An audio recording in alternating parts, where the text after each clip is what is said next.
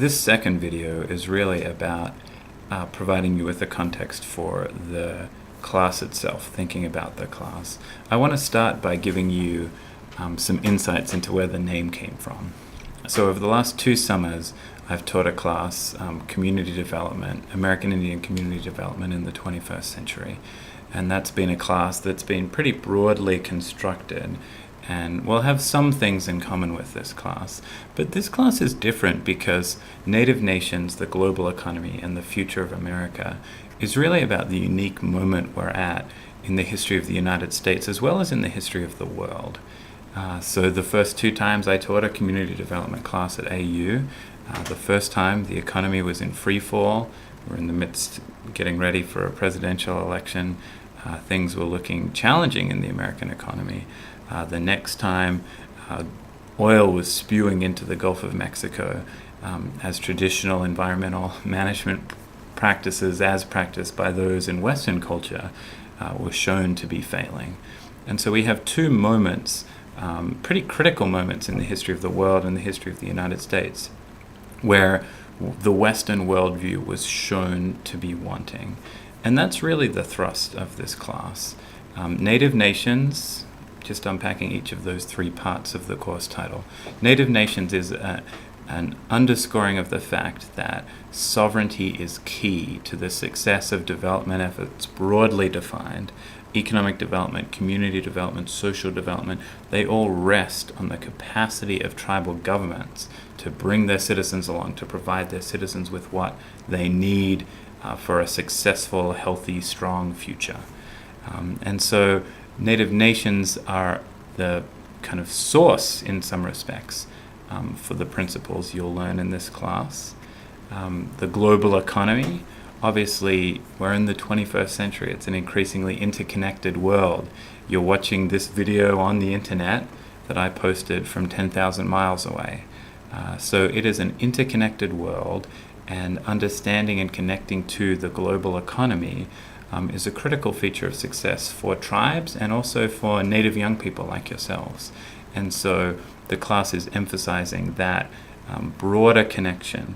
Native community development, Native economic development, whatever label you choose as we go through this class, is foundationally, in some respects, about development that connects to the broader international narrative around development. What can we learn from other indigenous peoples in different parts of the world? What can we learn from other nations as we think about Native nations and development efforts in those nations? And finally, the future of America. It sounds bold, of course, that kind of a title. What business do we have arguing that the future of America is dependent upon Native nations? And of course, the thrust of this course title is really about the fact that Native nations will play a critical role in the future of America. There are some who see America's cities as foundational to the future of America, but really there's a lot of strength in those 60 million people who live in rural areas, of whom, as you know, Native people are the most represented population in rural areas as opposed to African Americans, Latinos, whites, others. And so Native people come from a unique space. We have resources in rural communities that provide employment through energy, through construction, through education. Native nations can play a critical role in the future of the American economy, and so the future of the nation itself. And that's the emphasis of the title of this course. We will really spend some time in these early weeks, particularly once I'm with you in person, but also via video, exploring some of the ways in which Native people and different thinkers in the academic world, Native and non-Native, have constructed theories of development. How does development work? What should we call it? What unique insights do Native communities bring to development studies? So there will be that kind of framework setting up. And as I said in the previous video, there'll be work to make sure that you are exposed to a diverse array of indigenous voices in that space, both in the readings that you do and also in the guest speakers that we have come to class. And then later in the class, we'll start looking at particular policy issues that may be of interest to you: education, health, land and natural resources, a whole array of different policies, and how do these interrelate? Where's the opportunity for tribes, native nations to influence the global economy and therefore influence the future of America in really significant ways? There is a discourse going on that I'll probably expose you to more as the class goes on at the national policy level about a new strategic narrative for the United States.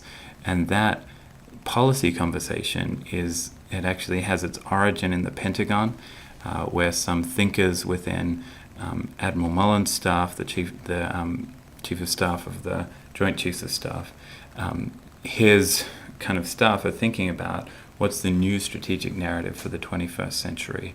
Where should America be going? How should America be investing her resources? And the thrust of that conversation is we need to underemphasize military expenditures. We need to focus on domestic strength within our nation, and we need to, and the key word, which I think is a word which resonates in Indian country too, the key phrase is sustainable prosperity. So we need to make the domestic investments that will allow for sustainable prosperity. And when you think about indigenous principles like seventh generation thinking, sustainable prosperity fits very neatly into notions, ways that indigenous people have thought about development for centuries. And so that is the place we're going to try and put a lot of the thinking around development and some of the successes we've seen around development. As you know, and as you'll read in the course materials, there's a balance here. We have a set of interrelated challenges, I guess, that we're dealing with. There are significant challenges that Indian country is facing, and I never want to underemphasize those challenges. But I also see significant hope, and I think you will too, as you see models that are working, as you see native nations getting in front of what's going on at the national level even, and moving into global economic success. And really those two moments that I mentioned to you at the outset of this video, the global financial crisis and the Gulf oil spill, are two examples where we really see the strength, the assets that native people have that the Western culture needs.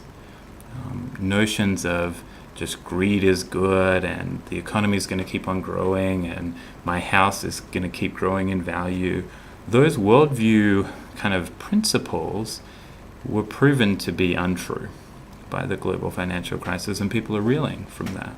And in the same way, indigenous environmental management practices are very much needed when you think about a months-long spewing of oil into the Gulf, because the way in which Western culture has used natural resources has been unsuccessful and unsustainable. And so there will be, as you hear me talk in the class, a real emphasis on the assets that native people bring to conversations about economic success for the nation and for the world. As you'll read in the materials, the Harvard Project's done some great analysis of social change between 1990 and 2000, and the foundation of their insights is that native economies are growing at a much faster rate, as communities grow at a much faster rate than the national rate of growth. And a great deal of that can be attributed